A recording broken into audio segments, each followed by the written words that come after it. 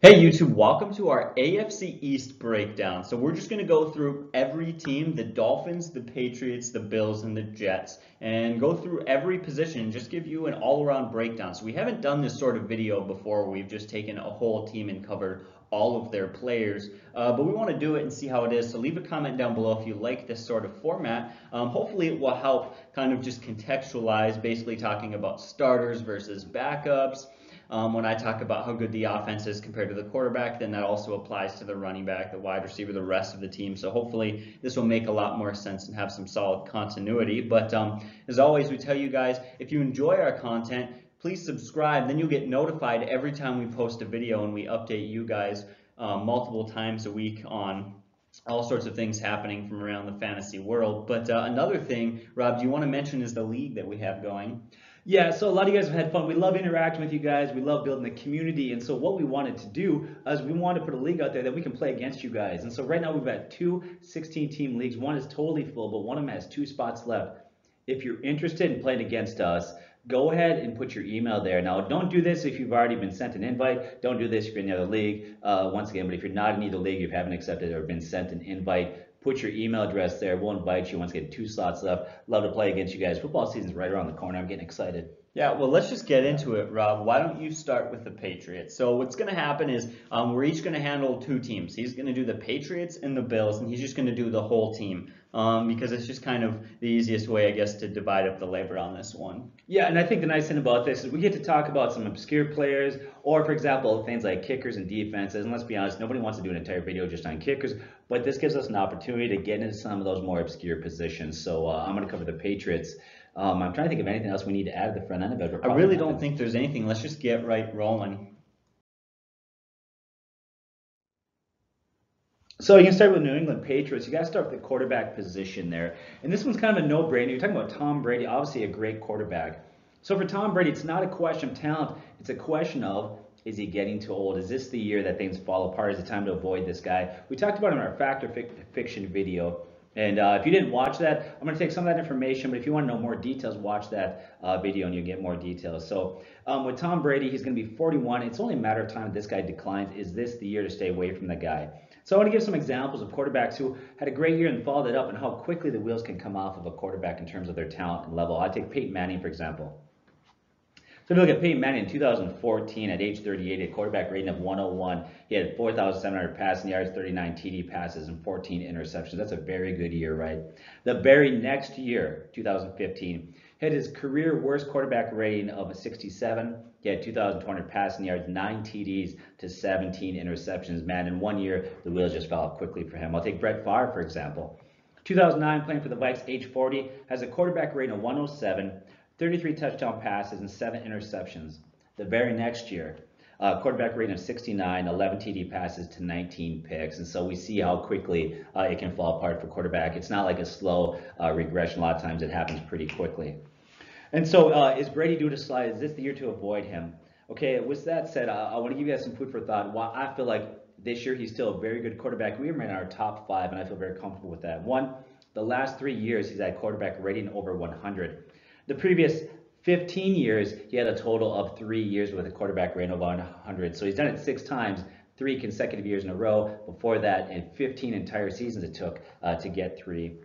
This is a guy that if you look at him, he takes great care of himself.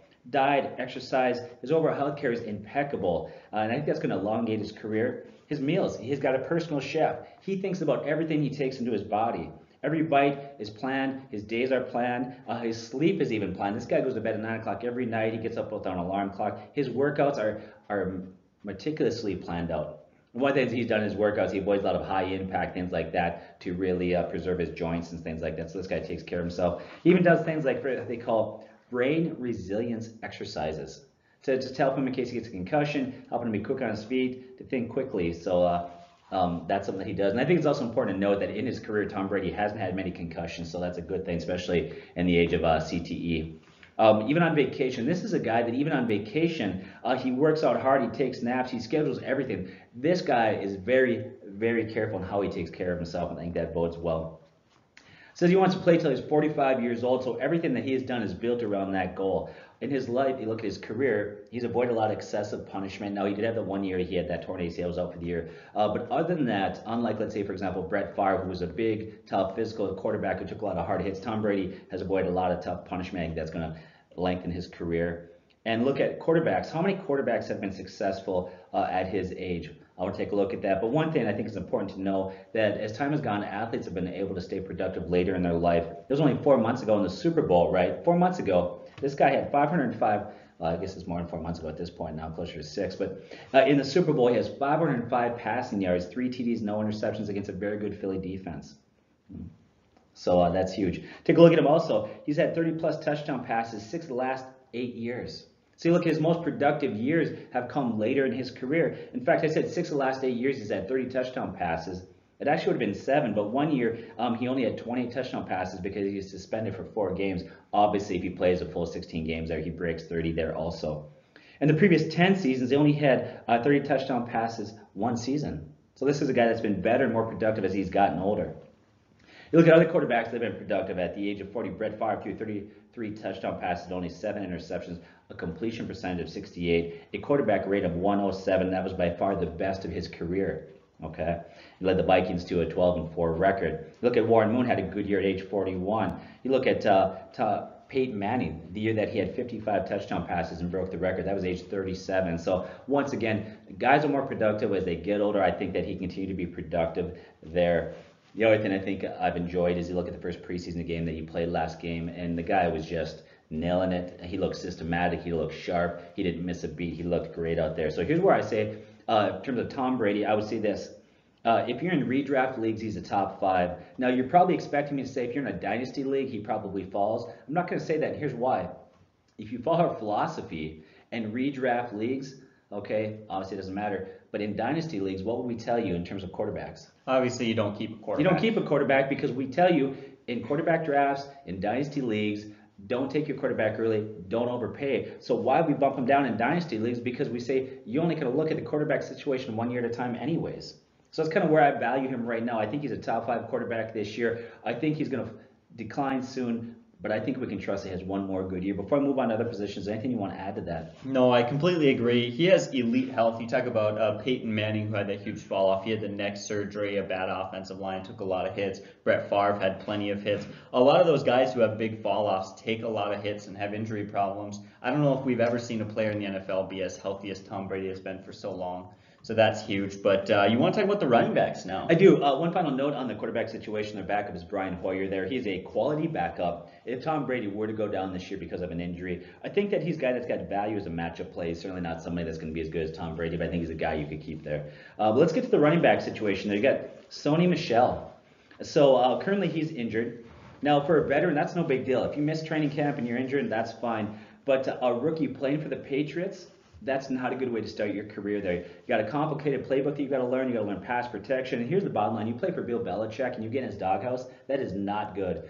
And so whether or not he could control this injury, I think it hurts him that he's losing valuable time to prepare before the season starts. Further details on his knee injury went on to say, we did some research today, it's going to require a procedure that keeps him out of preseason, perhaps even the start of this season right now. And so right now it's looking like this guy's going to miss the entire preseason, maybe even the first couple weeks. So his value is dropping. With that said, the moment this guy was drafted, we told you guys out there, don't get too excited about this guy. He plays in an offense where they love to spread the ball around there. Where I look at him in terms of his value, I think it's going to take 3 to 4 weeks into the regular season before you understand his role. Now, he does have talent. You can't ignore him. And so here's kind of where I fall on that. I think the guys that you draft, you stash on your bench. Right now, I wouldn't trust him beyond a running back 4 or 5.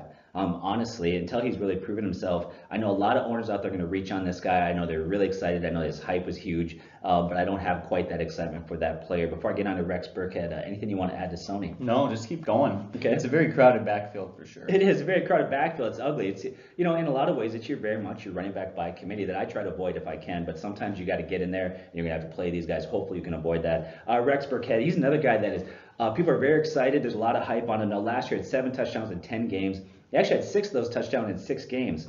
But here's the thing. A lot of people assume, okay, he's going to have a huge year this year. Deion Lewis is gone. This is going to be Rex's team. I don't think so. His lack of size and lack of durability and the fact he plays for Bill Belichick, who loves to use many different players and packages. I think that limits his ceiling. So I think he's more valuable as a football player than he is a fantasy running back. Honestly, I think he's a great football player. I think he adds a lot to that offense. But as far as a guy that you can trust, I just can't. I can't see that. He's more value in a weekly matchup based on other backs' availability on that team. And what I mean by that is it would almost be better for one or two of these running backs to be hurt for the year, down for a stretch, and then you could have added value to a guy like Rex Burkhead. But right now, there's just too many guys out there. His best value is in PPR leagues, and I think right now people look at his touchdowns and the team that he plays for, and that really overvalues him. There's only 3 games that he had double-digit carries last year, and he had only 1 game that he had over 100 total yards. So in essence, he's what I would say is almost a touchdown-dependent running back, and that's where his value is at this point. I like him. I think he's a nice weapon. I don't think he's a viable option you can trust at running back. To me, he's another running back 4. I can't trust him as one of my 1, 2, or 3 guys or a flex start. You could, once again, week to week, but to draft him and to expect that week in and week out you can start him, don't expect that from him. Mm-hmm. You want to add I completely agree. So here's a guy that we talked about recently, Christian, you've talked about him, that's Jeremy Hill. He looked great, actually looked very good in the preseason. He had 1 game, he had 6 carries, 31 yards, 5.2 yards per carry. Followed up with 11 carries, 51 yards, 4.6 yards per carry. He had 1 TD in that game. He also had 2 catches, 14 yards. Now, the last 2 years, the yards per carry were lower. He wasn't very productive in Cincinnati. But if you go back 3 years to his rookie year, he had a yards per carry of 5.1. He had over 1,000 rushing yards. And this number, I guess I didn't know until I heard you talk about it one day. In 3 years, how many touchdowns did he have? 30 touchdowns in 3 years. Like that, people ignore that. That's huge. So that's huge value. So when I think about his touchdowns, the fact this guy's got a nose for the red zone, okay. I think about LeGarrette Blount a few years ago on this team, the role that he had, where he had 18 touchdowns in that offense. Now, last year, Deion Lewis had a really good year there for them, but I think that that was a role that they were hoping that Mike Gillislee would take. Mm-hmm. Early in there, we see that he carried the ball a lot, they gave him the ball a lot, but he struggled, and that kind of opened the door for Deion Lewis. I still think they're looking for a big physical back that can pound the ball right between the tackles, and then some of those smaller backs like Rex Burkhead, White, and others, they'll be using different packages, they'll be using the passing game. I think right now Hill's competition on the team, his competition is not with Rex, it's not with Sony Michel, it's not with James White, Brandon Bolden. His competition is getting Mike Gillislee, and currently he's ahead of him in practice and on the game. He's outperformed him quite a bit. I think Jeremy Hill's actually got a real legit shot to be running back 3 this year. Mm-hmm. I think he absolutely does. His ability to both run very effectively, be effective in the end zone, and he can catch the ball out of the backfield. So I think he's a pretty underrated back. The only reason that he fell to a team like New England is A, they're smart at picking up talent, and B, his injury scared some other teams. Yep. So that moves on to Mike Gillislee, who I think that you look at Jeremy Hill's competing with him. I actually think Mike Gillislee is going to get cut and not make the team. Honestly, they signed him for a decent amount of money. I think it's like $4 or $5 million a year. I don't think he's going to make the team. And I did some research today because I've been feeling that way. And it's not just those closest to the team. I felt like right now he's on the bubble of not even making that squad. Now, he did have 5 touchdowns last year, but 4 of them came in the first 2 weeks. His production dropped. He didn't see any postseason action. So that's kind of where I see with Mike Gillislee right now. He's really struggling in the preseason. He's not looking good. He's behind Jeremy Hill. He's a guy that I think is not going to even make that squad. Even if he did make the squad, he doesn't really currently pose any real fancy value for you guys. Yeah, exactly. Brandon Bolden, he's a guy in there. He's a role player, no fancy value. You can ignore him. James White. Now, James White's averaged 52 catches the last 3 years. He has PPR appeal in leagues like that, but his ceiling is lower. So here's a guy that, you could plug and play from time to time. He's got a lower ceiling. I don't get too excited. He's nothing more for me than a weekly matchup play in PPR leagues only, and that even has to be in deeper leagues, which means it's got to be over 12 teams. If you're in an 8 or 10 team league, I don't know why you'd even consider starting this guy. Yeah, exactly. James White feels like one of those players to me who he's been there for a few years, and we've just kind of seen what we're going to see from him. Yep.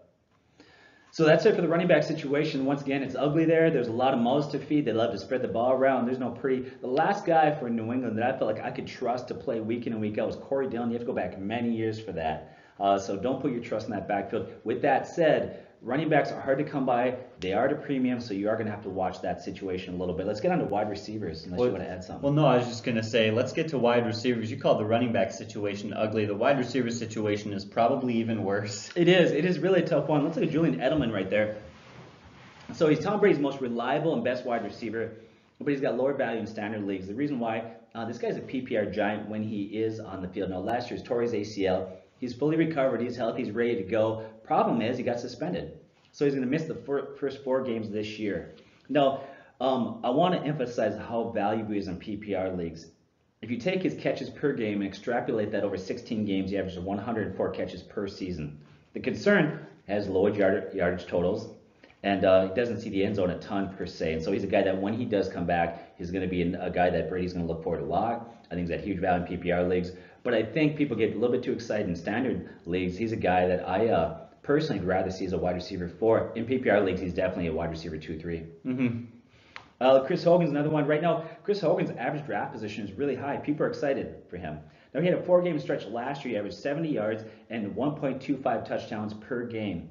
Got injured, took a while to come back. They didn't rush him back into it because last year New England knew they're going to make the postseason, so why risk him coming back and getting injured?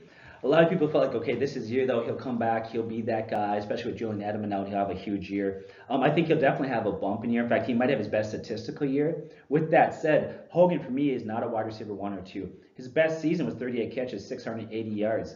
And this team, the Patriots, rarely depend on one player. They just don't do that. And I don't think they're going to do it with Chris Hogan too. They're going to want to keep him healthy. They use multiple packages and players, so he's a wide receiver 3 or 4 for me. I wouldn't depend on him. He'll have some nice games. But don't overpay for this guy. He's a good play if you can get him at the right time or for the right cost. Do not look at this guy as a wide receiver 1 and 2. He's not going to do that. And some owners out there are getting that excited for him. So you want to add anything to that? No, that's about sums it up, really. He's just kind of a deep ball threat in my mind. Yeah. Philip Dorsett on this team is another guy, former first-round pick. He's underachieved throughout his career for Indianapolis, got traded there. He does have speed. He can stretch defenses. Maybe he could have a look like he could roll much like Cooks last year. Can he put it all together? Is this a first-round pick that can finally do it? Right now, he's not worth a roster spot in fantasy leagues. He's just somebody you need to watch and see what he does. So it gets a guy, probably for me, the most intriguing wide receiver on there now, and you just talked about it recently. You know what I'm going to say? Yeah, Cordero Patterson. Yeah, this is a guy that looked very good in the preseason. If you follow his career, he's very talented, he's fast, he's big, he's great on kick returns. This guy's got all the gifts and abilities to be a great receiver. He just lacked the ability to run routes and work on some of those finer aspects of the game, which he's actually last year and even this year has made some real drastic improvement in. He's a good in the preseason. And so here's a guy that I think you definitely need to draft as a wide receiver 5 that could definitely move up. He's a guy that definitely in the right situation could produce, but I wouldn't draft him any higher than an expectation of a wide receiver 5. But he's got a low floor, but he's got a high ceiling. He really does, yeah. What about Eric Decker? Eric Decker. So yeah, we played for the offensive coordinator Josh McDaniels in Denver when he was the head coach there. Right now, he's not looking that good. People in camp are saying that he's been disappointed so far in practice. He's made some solid plays, but he's made a lot of drops also. Now he's just coming off 2 years removed from a knee surgery. He's had limited playing time in the preseason, only combined 22 snaps last 2 weeks. He didn't catch a pass.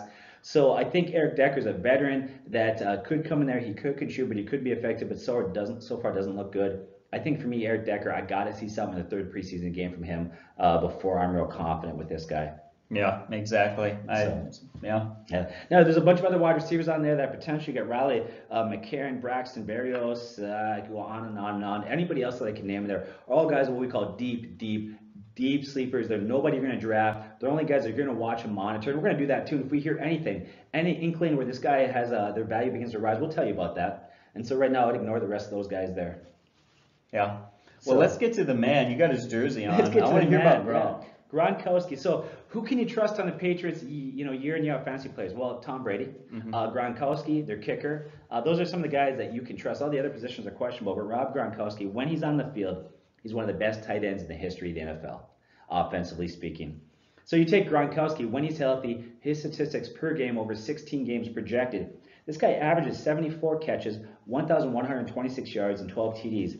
You compare that to other Hall of Fame tight ends, he crushes them. Tony Gonzalez over 16 games in his career only averaged 78 catches, 894 yards, 7 TDs. Shannon Sharp, 64 catches, 789 yards, 5 TDs. Antonio Gates, 67 catches, 837 yards, 8 TDs. I could go on and on. The bottom line is that when he's on the field, Gronkowski is the best offensive tight end in the history of the game. The concern with him is injuries.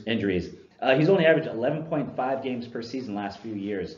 So here's how I analyze that. Here's where I would take it. For me, I'm ranked as number 1 tight end. I think you've got Kelsey number 1. I think you have him number 2. That's fine. I think that's a fair argument to make. I do have him number 1. But because he has a hard time staying healthy and staying on the field, you couldn't use a first or second round pick on him. I think a few years ago, before he started getting banged up and missing a lot of games, you could justify maybe taking him late in the first round, maybe the second. You can't do that. It's not justifiable at this point. So I think that he's closer to like a third round pick that you're going to take. You could even argue if you're scared, if you don't like his health, his durability, the one guy that you could probably argue to move ahead of him would be Travis Kelce in this. And if that's an argument, I certainly I have no problem if you want to flip those spots there.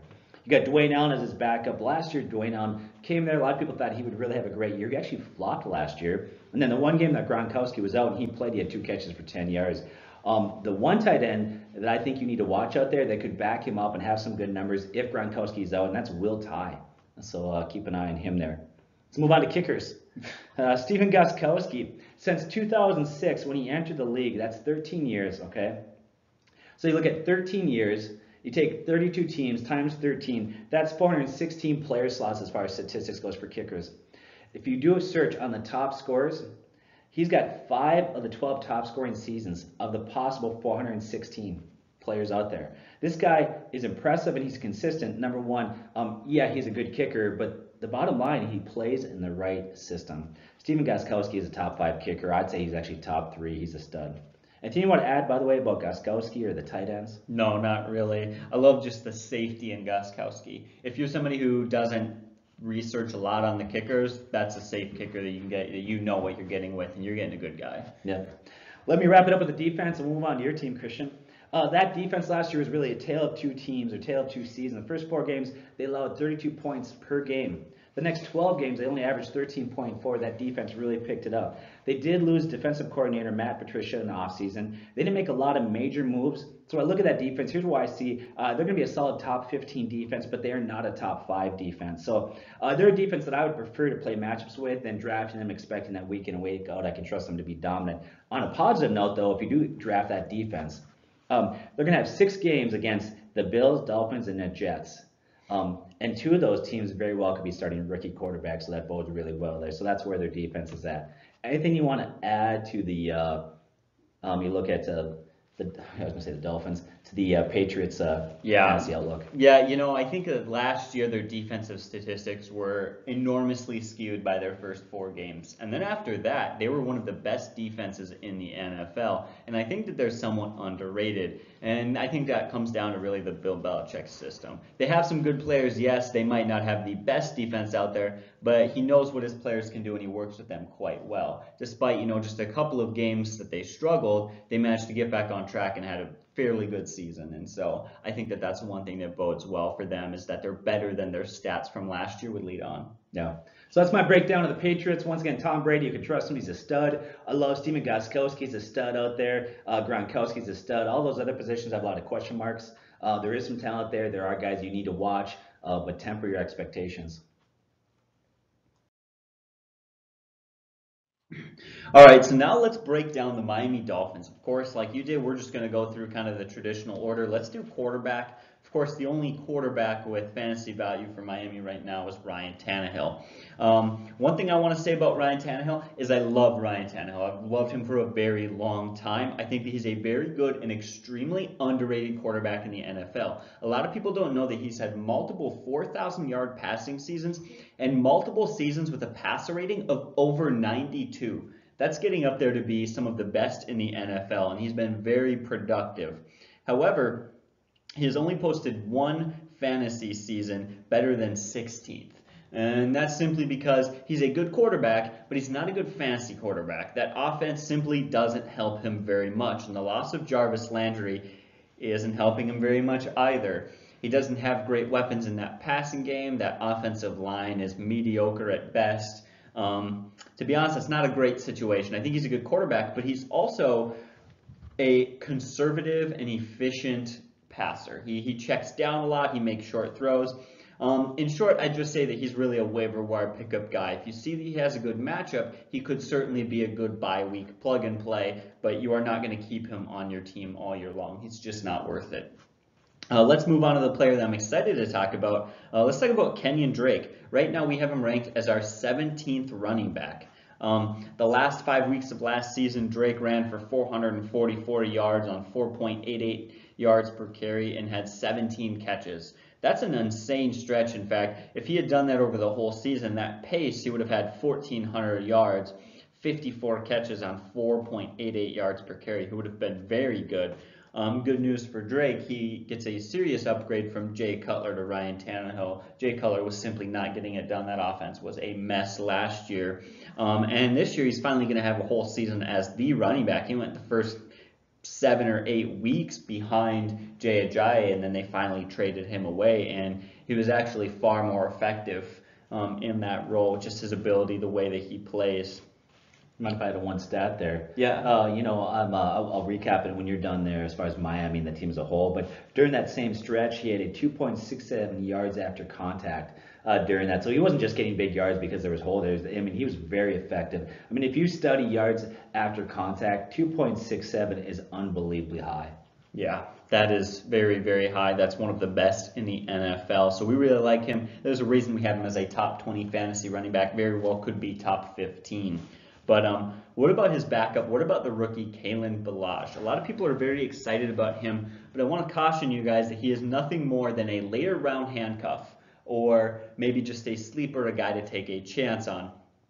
First things first, it's Drake's team. We talked about how effective Drake was, and he's been very, very effective. Recently, Ryan Tannehill had to kick him out of the huddle for missing his protection. Funny thing was, a lot of people would say that's harsh or extreme, but the head coach even said that was the right move and that should happen. And on top of that, he's actually struggled with concussion issues and is not currently practicing. So you talk about a rookie who is behind a very good and a very effective running back in Kenyon Drake, who has concussion issues and isn't playing. And when he did play, was missing protection and struggling to understand some pieces of the offense. Honestly, right now, the more I hear from Kalen Ballage, the less that I'm liking him. However, he is worth a spot on your bench because he's a rookie, because of his combine numbers. But again, he's just really a late round handcuff, a late round sleeper shot. Yeah, those are two running backs that are going in opposite directions. You talked about even when he did play, he had that one game, very not impressive, 10 carries, 37 yards, 3.7 yards per carry. He fumbled in the game.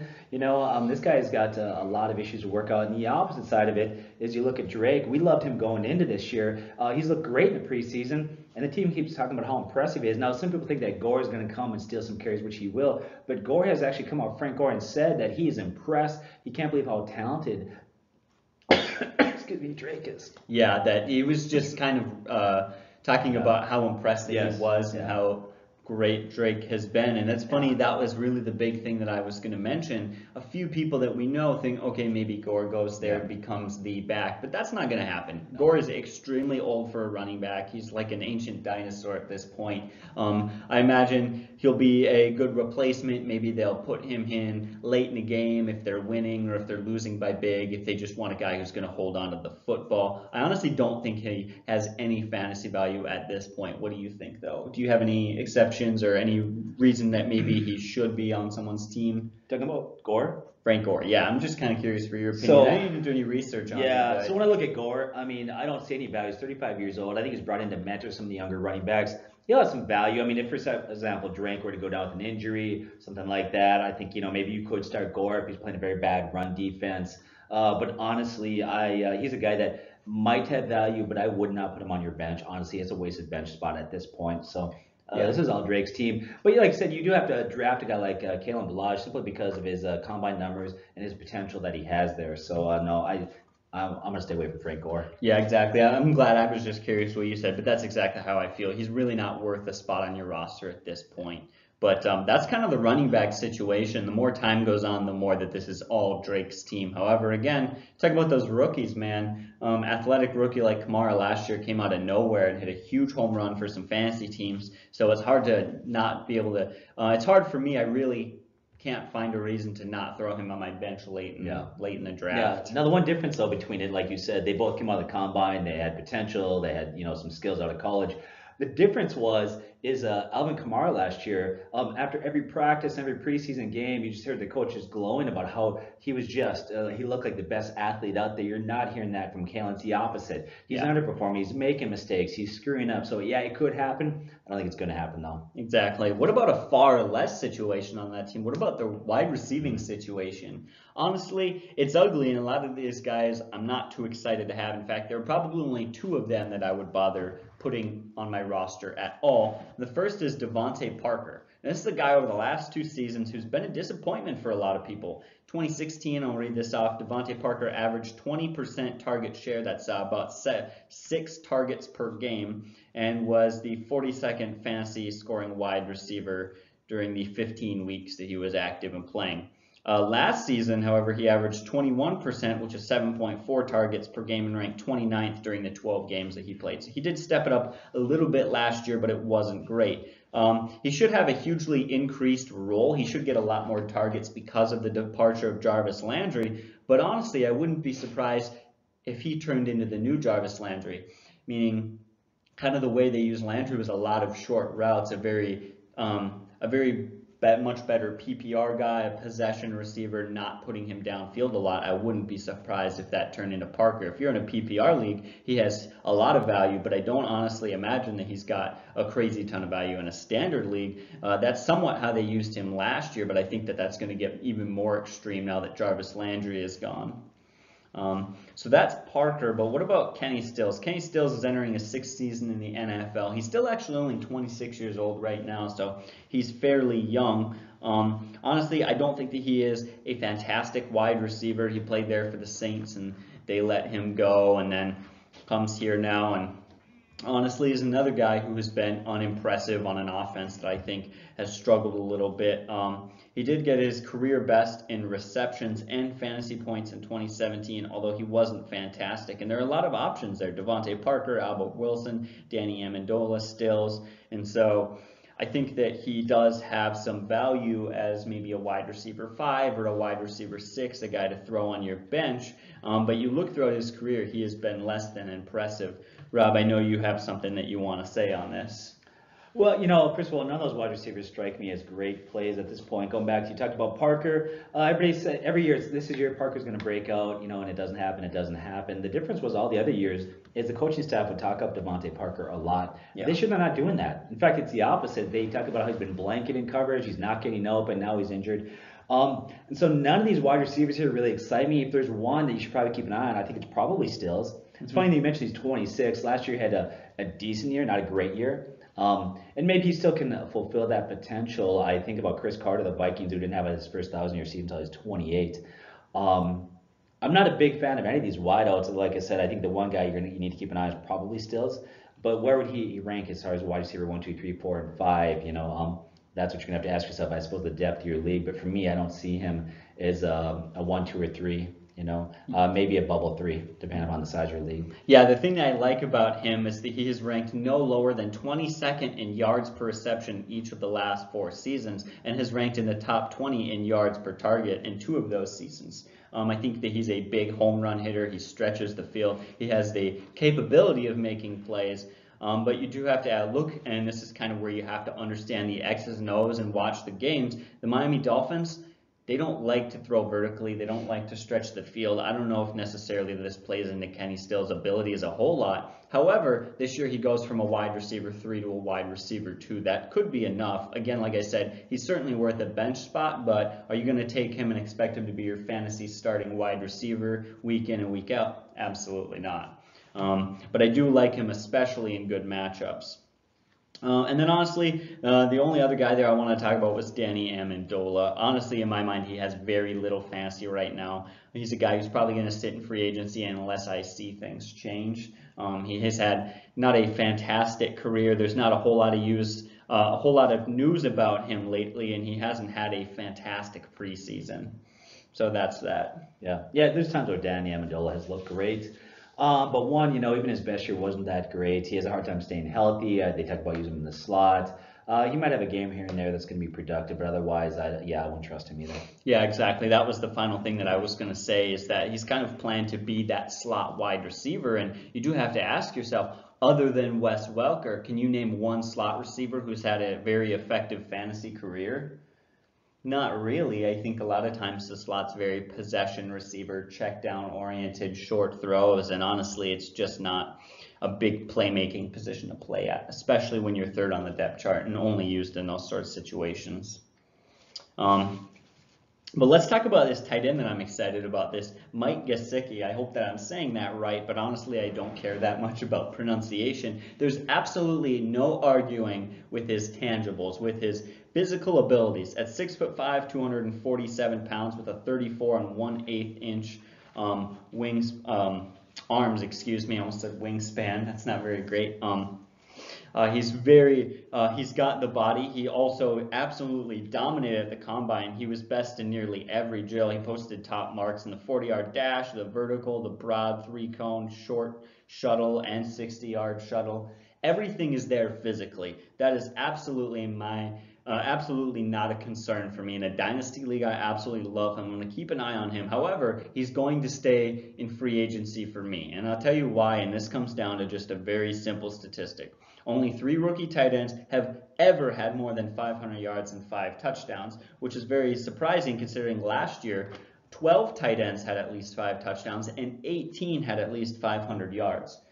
So unless he's a historically good tight end, he's not top 12 guy. In fact, he's barely in that range from 18 to 12. And so that's something that you just have to look at. His talent is fantastic. I'm very excited to see he can do it with Ryan Tannehill. But he should just be out in free agency for you to watch. I don't think he's worth a bench spot right now, unless maybe you're in a league where you have to start a tight end and you have a very deep bench, or maybe you have to have a backup tight end. There are a few leagues, I've seen leagues where you're forced to have a backup for each position. That might be a good time to do that. But like I've said, historically rookie tight ends just don't do enough to warrant a bench spot for me right now.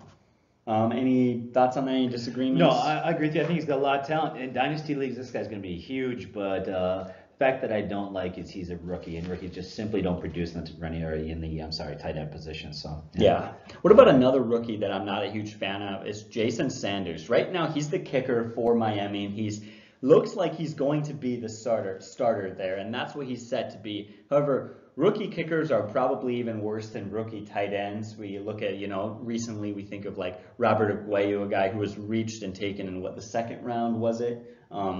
By the Tampa Bay Buccaneers. First of all, he's a rookie. They've never done great for whatever reason. He might not even be the starter. You do have to watch him. A lot of people don't even know this guy's name. You don't have to take him. Honestly, unless you're in a super competitive league, they're not going to know his name. And if you're in a competitive league, are they really going to take him? I highly doubt it. But do watch him. And this makes me think of why every year I just wait on and take any kicker. This year in a draft, I took Daniel Carson, Vikings kicker, because I just don't care. Why? Because I'm going to wait a week or two, and I'm going to find guys like Harrison Butker and Jake Elliott. Every year I feel like there's some kickers that come out of nowhere and perform great. And because a lot of people in their leagues don't care about kickers, they completely miss them. And so I think that you can afford to do that if you're willing. So watch Sanders. Maybe he turns out to be some great kicker, but honestly, I really doubt it, and he's not worth a spot at this point. Yeah, to me, I look at kickers. You're right. 2 guys last year. You look at Jake Elliott, Buckner. They had good years, but I think half the battle for being a good kicker is getting in the right position, getting on the right team, and they played on great offenses. Jake Elliott played for a very potent Philadelphia Eagles offense, and so when we look at Miami, that's just not a great offense. I don't think it's a potent offense. So even if he has a good kicker, even if he has a good rookie year, I don't think it's going to translate to a lot of fantasy points. Yeah. So I wanted to find a way to, because now I'm going to talk about the defense, the last thing I got to cover here for Miami. And I wanted to find a way to, because I don't like Miami's fantasy defense, and I didn't want to get into all the X's and O's or naming all their defensive players or doing anything that people wouldn't understand. So I thought, what's the simplest way that I can explain this? Well, 2 things. Last year they ranked 25th in fantasy defense. That's already bad enough. On top of that, I thought, well, I was just curious, where do other people have them ranked? Does anybody else expect them to have some huge turnaround? So I went on and looked at tons, and I mean tons of other people's rankings. It must have been 30 to 40 different sites that ranked Miami because I was curious. I didn't want to just stand on what we believe. The highest ranking I found for them was 19th. Over half were 28 to 32. I don't think there's a single person out there that sees them as a viable fantasy defense, and there's a reason for that. It's just not great. They don't have a lot of talent there. They're not a defensive-minded team. They did go out this offseason and got that Minka Fitzpatrick at cornerback, but other than that, I can't think of a whole lot of talent on that defense. Again, last year they finished 25th and added one piece in Fitzpatrick, but that was really it. And so I highly doubt that they're going to be able to make a turnaround. And again, like some of these other positions I've talked about today, if they suddenly turn around and become a great fantasy option, they'll be there in free agency. You don't need to rush them. One of the biggest mistakes you can make in fantasy is taking a team too early or taking a player too early and overvaluing them and then having them wasted on your bench. So that's Miami. Do you have any objections or any thoughts? It's been fairly simple because honestly, a lot of Miami players are not great fantasy options. No, I agree with what you're saying. Look at Ryan Tannehill. We haven't ranked out of the top 20 at this point. You're right. He looked good. He was trending upwards before last year's injury. But for me, the biggest concern that I have is this guy took a step backwards in terms of his weapons. He was trending upwards, but now they lost Jarvis Landry once again. He's out of the top 20 for me. Maybe a matchup play if I need some for a bye week or an injury, something like that, but I'm not going to draft this guy. I don't think any of you should either, unless you're in a league that requires you to start 2 quarterbacks. All right. Let's look at the Buffalo Bills quarterback situation. So you got Peterman there. Peterman, many months ago, coaches came out and said publicly they felt like he could be the starter. To me, that felt like lip service at that. They really mean that as, is it just rhetoric for the coach? But even a couple of days ago, the coaching staff came out and said right now he's the front runner.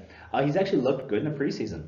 He's played well. And so I think he's a guy that is trending well. I think the season started today, he'd be their starter. A.J. McCarron. A.J. McCarron injured his arm. Initially, they called it a collarbone break. Now it's not a break, but he's still injured. But even before that happened, he was a guy that has not impressed in camp at all. This guy's been playing himself out of a starting spot. And then leaves Josh Allen, rookie, there. In his second preseason game, he looked pretty good. He's got a strong arm. He's very talented, but a lot of people viewed him as a project. Now, we did a video back in April after the draft, and we basically went on to say that rookie quarterbacks simply don't have enough of a fantasy impact. Stay away from the few rookie quarterbacks that do have a fantasy impact are athletic quarterbacks, guys that run the ball. And probably the reason why is you don't have to teach, you don't have to learn athleticism. Yeah. And so they can come in and immediately be effective. He's not a running quarterback. He's not a guy that's going to run for 500-600 yards and 5 TDs. So I could break these all down. I could tell you what I think. I could tell you who I think is going to be the quarterback at the end of the year. But here, we're talking about the Buffalo Bills, who don't have great weapons. All these guys are not proven. And so none of these guys have a track record here. So none of these guys, I would say, I would draft at this point. Once again, unless you're in a league that's really deep or requires you to start 2 quarterbacks, these are all guys out there that you're going to watch and evaluate as the year goes on. Once again, I could break that all down. I could tell you what I think. We could build these guys up. But honestly, I'd be doing you a disservice if I said draft these guys. I don't think you should do it. Let's move on to the running backs. LeSean McCoy. This guy's had a great career. But before I get him, anything you want to add to the quarterbacks? Nothing to add to the quarterbacks. I just am mad at LeSean McCoy. LeSean McCoy, okay. Well, he hurt you a little bit last year statistically. Yeah, traded for him. It didn't work out too well. But you know what? What do you think? Because it's anytime a player gets suspended, I really don't know how to feel about him, honestly. It's very confusing. How many games or how much can a player be worth when you just don't have them for games, right? Yeah, so here's my take. You're talking about LeSean McCoy, the possibility of suspension and all that. So McCoy, first of all, he's a great back. He's had a great career, but he's 30. So even before this idea of all this off-the-field issues came up, this guy was trending downwards. Last year, he had his lowest yards per carry of his career at 4.0. Would appear to be a sign of things to come. When you're a running back in the NFL and you're at age 30, that is typically the end of your career. What else I think hurts is he doesn't have great weapons around him. You got young quarterbacks and a lot of proven wide receivers, so defenses can stack the box. With that said, you can't ignore the guy for 2 reasons. One, he has had a good career. And in fantasy, running backs are a premium. Anybody that you can get your hands on that can be productive, you have to look at. So therefore, you can't ignore LeSean McCoy. Now, LeSean McCoy does have added value in PPR leagues because he's got 441 career catches. This guy's very productive in the passing game.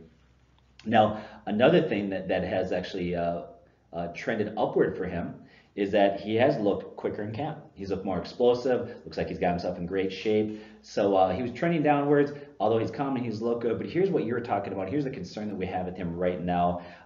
There was something came out, his ex came out and accused him of using performance-enhancing drugs and also domestic violence. There's some graphic pictures of how she'd been beat up. Right now, the cops are doing an investigation. The NFL is not acting on it. He hasn't been suspended. They're waiting to see what the police report says. Here's what I think. If he's at all connected in any way, the NFL is going to wash their hands of this guy. They're not going to take a chance. Right now, that's too much of a hot button issue in our society, in the NFL. So if he has any connection at all, anything that would seem to indicate he had any involvement, the NFL is going to be done with this guy. It won't be a 4-game suspension. It will be a year long. He's finished. So what do you do with this guy? Well, there's some question marks. His age, possibility of a suspension out there. You do need to draft this guy. But he dropped quite a bit in our rankings after this report came out. So I would say for him, he's probably going to be a running back 3-4, depending upon your league size. I tend to call him more of a running back 3 for me. To me, there's just too many question marks there. That's kind of where I rate LeSean McCoy at this point. Yeah, he's a guy who could have a little bit of added value later in the season if he ends up not getting suspended. But again, right now that is very makes me very nervous. You want to draft a guy who you might not have all year. I like what you really said, though. All comes down to if he gets suspended, it will probably be for the whole year. I don't imagine there's a scenario where they say, oh, here's only 4 games. That's just not going to happen. You look at Adrian Peterson a few years ago, who went overboard in disciplining his kids and did some things that were inappropriate, and that was a year they suspended him. Same thing with Ray Rice, and he never made it back in the NFL, and he was actually younger than McCoy, and there would be incentive to bring him back. I think he might have been 26, 27 when that happened. So LeSean McCoy is a guy that you got to look at out there. He's had a great career. He is very talented, but he is older, and he could be suspended. For me, he's more of a running back 3, a guy that I could draft, but I don't want to depend on him at this point. His backup, Chris Ivory, he only has value if McCoy gets injured or suspended, which that could certainly happen at this point. I think that if you draft McCoy, you got to handcuff him with Chris Ivory. Now, Chris Ivory is a big physical back. He'll get you a lot of running yards. I think he can get goal line carries. He's not going to have a ton of value in PPR leagues. So that's my take on that. After that, there's not a whole lot that jumps off the paper for me at this point. So, want to move on to the wide receivers? Yeah, let's do that. That's another interesting situation. Okay, so here's another team where there's not a lot of exciting picks here. Now, of all the wide receivers, a lot of people like Kelvin Benjamin. I don't think that that's a long-term answer. My money is actually on Coleman in this, and I'll tell you why. Corey Coleman got traded there. He's got a former first-round pick, 15th overall. You take a look at his pedigree coming out of college. As a sophomore, he appeared in 10 games, had 64 catches, 1,000 yards. He had 11 touchdowns. His senior year, he finished with 74 catches, 1,363 yards, and 20 TDs. And he capped off that year by winning the Fred Blitnikoff Award for the nation's best wide receiver. So this guy definitely has the skills, no doubt about it. But does that translate to success at the pro level? Okay. Well, in 2016, his second game as a rookie, he had 5 catches, 104 yards, 2 TDs against Jimmy Smith and the Panthers. That's good. Or I'm sorry, Jimmy Smith and the Ravens. 2017, he starts very well against the Steelers. He has 5 catches, 53 yards, and a TD. That was actually not garbage time stats. That was a very close game there. Second game, he gets injured last year. Doesn't come back till November. Has his first game back, 6 catches, 80 yards. Has a very nice game. Right after that, Josh Gordon comes back, kind of steals all the targets. The reason why I'm giving you these numbers and stats is we're trying to show you that this is a guy that when he's on the field has proven he can be productive. What has held him back? A couple things. One, playing for the Browns and playing for a bad quarterback. You know, he had Deshaun Kaiser last year. That's terrible. Another thing that held him back is injuries. His rookie year last year, both years he broke his hand. It's kind of interesting, exact same injury, yet that's kind of a fluke. It's not an indication that I think this guy's injury prone. It's not like an ongoing knee or back injury. Once again, breaking your hand was kind of a fluky thing. I think that's not going to be an issue there.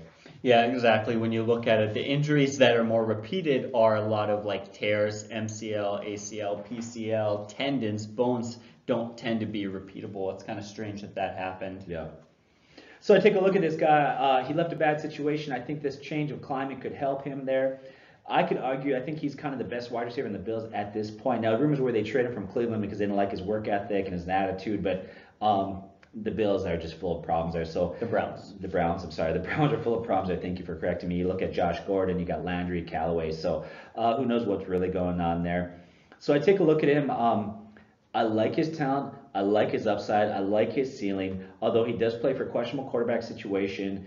So I see him nothing more as a wide receiver 4 at this point, unless you're in very deep leagues, which is 16 teams or above, and then maybe you could stretch as 3. But honestly, I think starting the year, he's got to be a wide receiver 4. Next guy, there's Kelvin Benjamin. A lot of people are excited about Kelvin Benjamin. They feel like this is the year he becomes the #1 guy, has a great year. First of all, I want to say this. It's concerning for me that the Panthers traded him away. At that point, he was their #1 wide receiver, and they were actually in contention, running to win the division and a playoff spot, and you trade away your #1 wide receiver. That's going to tell you something, like, why did they trade him away? What did they see there? He's had a career where he's been concerned because the teams have said he's come in overweight, out of shape. He's had a high percentage of drops, and if you look back throughout his career, he's dropped a lot of balls. He's had a propensity for that. And so for me right now, I don't see this guy as their #1 wideout. I'm not convinced that he's that good. He's had one season with over 1,000 receiving yards. You have to go all the way back to his rookie year to see that, and that's 2014. So for me, he's nothing more than a wide receiver 4, except in larger leagues. Maybe he'd be a borderline wide receiver 3. So that's kind of where it's at. And the other guy I think on there is Zay Jones. Zay Jones had some off-the-field issues. I got to laugh because I think in the off-season, at one point, they got arrested. He was running around naked and just some crazy things going on there. And last year, he had a real terrible catch rate. So this is a guy that maybe had some potential, hasn't looked good. I gave you some of the names. I got Curly there, Streaker, Ray McLeod. I could give you a bunch of names, but the bottom line with all these wide receivers is none of them necessarily have a ton of talent. They play in a limited offense with question marks at quarterback. These are all guys like anybody in fantasy, you do have to watch them. Any one of these guys could begin in a perfect storm where everything falls into place, could have value. But right now, as the season starts, none of those wide receivers have a ton of value for me. Yeah, well, you just look at that team as a whole. I mean, just be honest with yourself. All those guys scare me, and they scare me not just because of their individual talent, but because of each other. How are those wide receivers supposed to play when their quarterback play is bad? When that running game is about to fall apart? You're talking about the tight end situation a little bit. The offensive line isn't great. You know, when your team around you is bad, sometimes it doesn't matter if you're talented. You need support from other players, and that whole situation and that whole offense scares me. Yeah. So let's go to the tight ends. I look at Nick O'Leary there. Right now he's a backup tight end. Last year he filled in pretty nicely for Clay when he was injured. He's looked good in this preseason, but he's not a great tight end, not playing for a great offense. At least Charles Clay. I think Charles Clay is overrated personally. For me, here's what I view him: a safe mid-range tight end. He is not great. So what I would rather do is I'd rather draft a young guy, let's say like Ricky Seals-Jones or a O.J. Howard or David Njoku, and yet there are leagues out there where Charles Clay is being drafted ahead of those guys. So why take a guy who's got a very low ceiling? I'd rather take another tight end that's got some potential. So for me, he's not a very exciting pick. I think that he's a safe pick if you need to plug a guy in and play him from week to week. Not a guy that I'm going to draft, definitely not in the top 12. For me, he's not even in the top 15. So Yeah, exactly. let's go to the kicker, Steven Hauschka. So he's a solid kicker. Had a decent year last year, but last year had his lowest point totals in 6 years. And the reason why is he went from playing for Seattle as a good offense, playing for the Bills that has a bad offense. And so he takes a downgrade there that hurts his overall totals, but he definitely is a solid kicker. Last year, his kicking percentage, field goal percentage, was the same as it had been previous season. So this guy still kicks well. He's still solid, but once again, he is limited for the team that he plays for. So he's a guy that I would start if my kicker was on a bye, not a guy that I'm going to draft and start there. So. Yeah. Defense is not top notch. They're nothing more than a matchup play, and even then, I would think there's got to be better options out there for us. So I'm going to stay away from the Bills. A couple of reasons. I don't think they're overly talented, but I also think that your fantasy defense's value is often handcuffed to the quality of the offense. Mm-hmm. And we see that last year at Denver. Denver had a very good fantasy defense. They had a very good defense, but what happens is that offense struggled to move the ball. That meant that other teams could become that can play conservative. They didn't have to become one-dimensional. Like when Peyton Manning was there, he put a lot of points up. That caused other teams to have to throw the ball a lot. That created pressure, sacks, interceptions. But with them struggling on offense, that made that defense spend too much time on the field, put them in bad field position. You had to ask an awful lot from that defense to be successful. That's another reason why I downplay the value of the Bills' defense there. So. Yeah, I completely agree with you on all of that. You hate to just be biased and just get nervous on a whole team and not draft any players, but that's somewhat where I am. I like Corey Coleman as a possible guy. If you find yourself going, oh shoot, I don't have any running backs and it's a little bit too late, all the good guys are off the board, maybe McCoy will still be out there because he makes people nervous. That might be a gamble you take, but those quarterbacks aren't too valuable. The only wide receiver I'd target there is Coleman. I like O'Leary, but again, at tight end, I'd be surprised if he exploded enough to be a starting tight end for me, although he's worth a watch. Yeah, I think we should have started a different division than the East here, the AFC East, because there's not a ton of value. There's some other divisions we'll do that I think is a lot more exciting to talk about. But let's get to the final team. Yeah.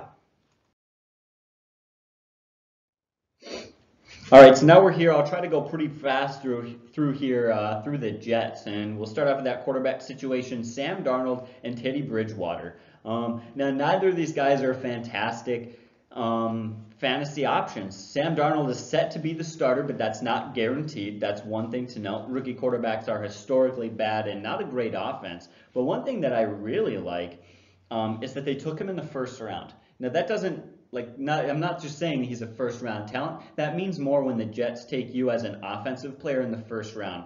In the last 17 years, the Jets have only taken 4 offensive players in the first round.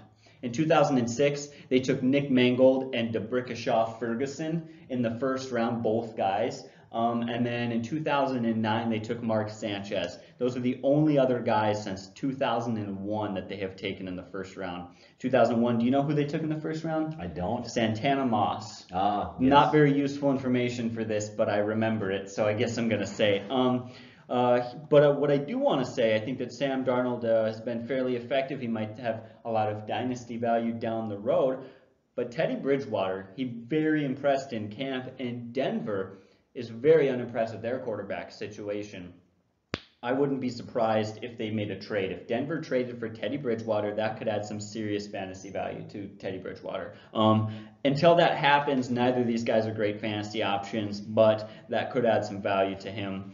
And could even add some value to some players in that Denver offense. Let's move on to the running game. This is one of the few times where I feel safe saying there's only one guy I'm looking at right now in the Jets running back situation. That's Isaiah Crowell.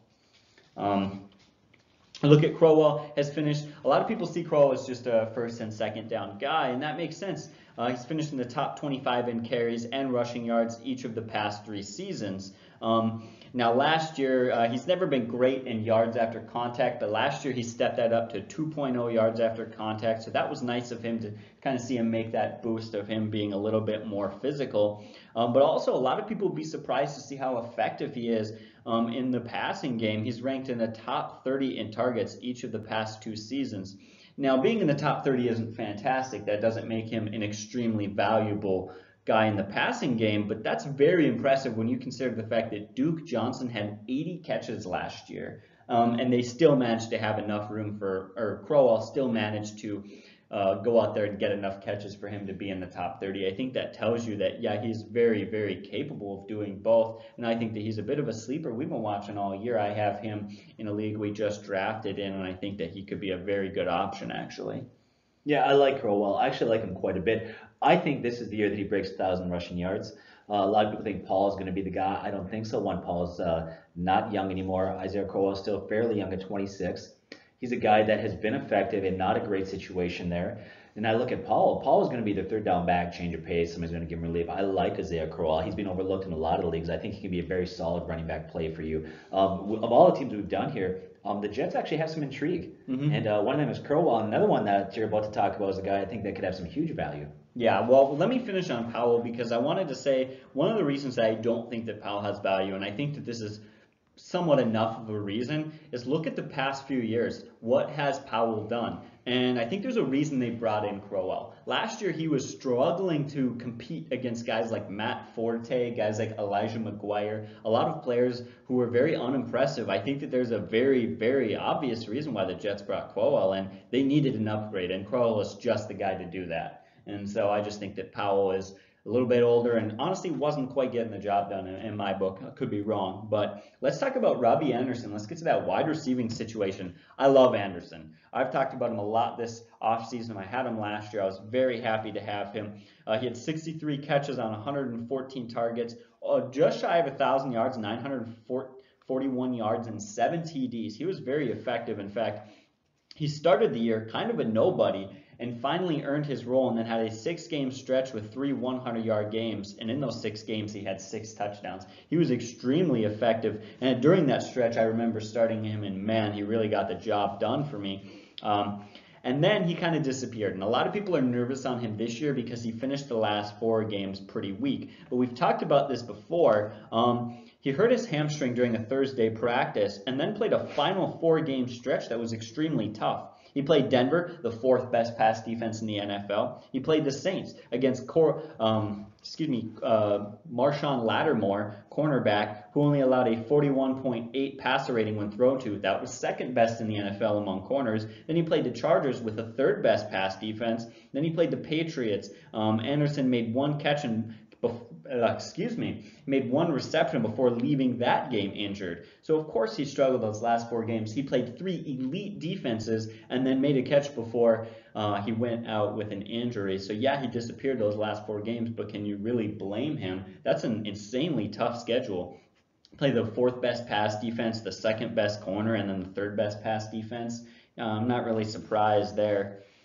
So there's that. I wouldn't be surprised this year if he was able to go out and get 75 catches, 1,000 yards, 8 to 10 touchdowns. For me, he's a wide receiver 2. I think he has wide receiver 2 potential. However, it's very possible and very likely you should draft him in that wide receiver 3 range because that's where you can get him. And of course, you don't want to reach on a guy. If you can get him at 3, you should probably take him at 3. Yeah, the coaches have talked about, they're very impressed as his evolution as a wide receiver. They said this year he's not just coming in, he's not just talented, he's not just fast, his route running is better, he's sharper, he understands the game. The nuances of becoming just a guy who's come in and maybe made it on his talent to becoming a great wide receiver. They feel like he's made that transition.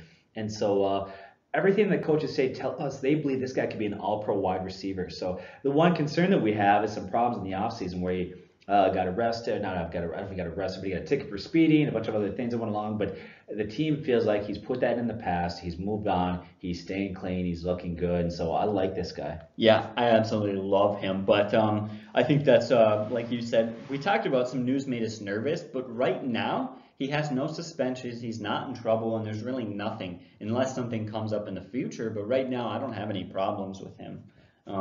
So we'll talk about what about the other guy. Another guy on the team that I like is Jermaine Kearse. He's a guy who I like to stash on my bench late. Now, right now, he's purely a late round guy. He has the ADP as the 85th overall wide receiver, but I'm very surprised. This is a guy who last year had 65 catches and 800 yards with 5 touchdowns, despite competing with Doug Baldwin, Tyler Lockett, and Paul Richardson there for the Seattle Seahawks. So basically, I believe he was struggling with those other 3 guys. There was 4 talented guys there, and he still managed to go out and have 800 yards and 5 touchdowns. Now he comes to the New York Jets and is actually going to be the number 2 receiver on the depth chart. He's been working plenty of one-on-ones with Sam Darnold. They love each other. Say that they're getting very great connections, and that Darnold thinks that Kearse is one of Darnold's favorite options to throw to, that he very much likes him. Again, with that ADP as the 85th overall wide receiver, you could take him in the last round of your draft and feel safe that he's going to be there. But I think that he's a guy who could very well be a wide receiver 4, a very good bench guy who can round out your team and give you depth, especially in a good matchup, could even be a solid starter. Yeah, when you talk about Kearse, you're not talking about last year, but the year before he was with Seattle. Yeah. Yes. Yeah. Yes, thank you. Sorry, I'm messing up. It's a long video. It's kind of late. Yeah. We're an hour in. But then let's talk about the 2 other wide receivers on this team. There isn't a whole lot to say. Quincy Enunwa and Terrell Pryor. Honestly, unless something changes, I don't see them having a whole lot of value. You got a rookie quarterback, a running back who's 2 running backs actually who can catch out of the backfield, and 2 other wide receivers alike who are ahead of them. So you do have to think that there's not much room. Now, if something happens, if Robbie Anderson goes down, if Kearse goes down, I like Enunwa over Terrell Pryor. Terrell Pryor switched to wide receiver, and he looked pretty impressive there for a year, but honestly, hasn't been great, hasn't impressed since. I think that Quincy Enunwa could be a week-to-week fill-in, a week-to-week plug-and-play. if something happens to one of these guys. Do you disagree with that, or you kind of feel like you're on the No, same I page? think Quincy has some sleeper value there. There's aspects about his game that I like. Pryor does nothing for me. In fact, I think there's a decent likelihood he doesn't even make the team, honestly. Yeah, there absolutely is. Let's move on, just finish it out with the kicker and the defense. Jason Myers is a New York Jets kicker. Don't draft him. He's been somewhat unimpressive throughout his career. He's not in a great system. We talk about what makes up a good kicker, a good fantasy kicker, is either a team that has a very good defense and is fine winning on field goals, a team with a really good offense, so he's kicking extra points left and right, and a team with a really good passing game but no running game, so that they're able to move the ball but stall in the red zone. The the New York Jets don't fit any of that description. No. They are not that in any way. You have a less than impressive kicker on a less than impressive offense with a less than impressive system. Not making for a good fantasy option. I don't know if I see myself starting him at all, even for a 1 week plug and play. But if that happens, we change our mind or something, we'll let you know in our start sit videos. And then finally, the Jets defense, pretty much the same. It's been equally as bad. They're not quite as bad as a football defense. Todd Bowles is a defensive-minded coach, but they don't have a whole lot of talent. That offense doesn't help them out. They lose a lot of field position battles, and that offense keeps that defense on the field quite a bit, so I certainly don't like them either. I'm not going to be drafting them, and I don't like to have a backup defense, so I don't like them very much as a fantasy defense as of right now. But, like we say, we'll update you guys week to week on our start sit videos and let you know if anything changes. Okay, so that is our breakdown of the AFC East in fantasy, and if anything changes, we'll let you know. Thanks for joining us again. Love to see your comments, thoughts. Like the video, subscribe. God bless and take care.